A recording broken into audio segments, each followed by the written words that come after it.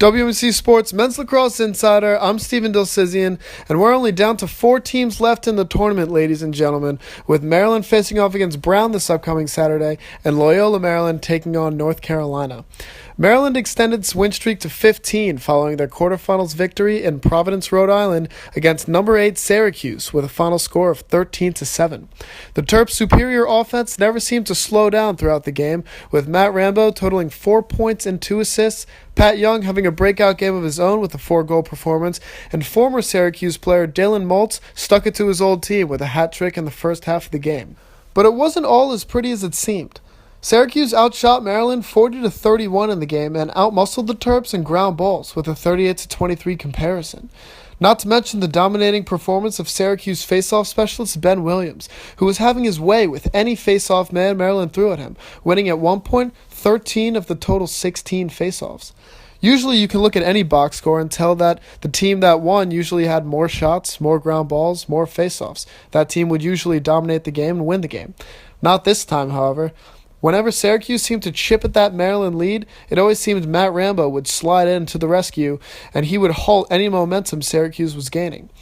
After the game, I was able to ask Coach Tillman a question about the lack of success in the faceoff X in the post-game press conference, and here's what he had to say about that.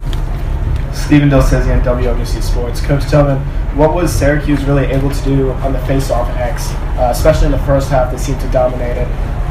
Was there anything in particular that they did, or was it really just their day? I think it was a number of things. Ben Williams is about as good as there is, and he's been that way for a few years. So you start with a great guy at the X, and I just thought their wing play was excellent.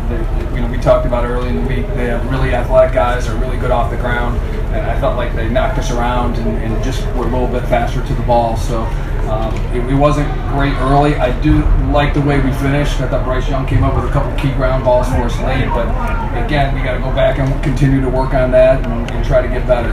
There's not much else to say about that. Syracuse was simply the more aggressive team in the game and was able to outmuscle Maryland in almost every facet of the game.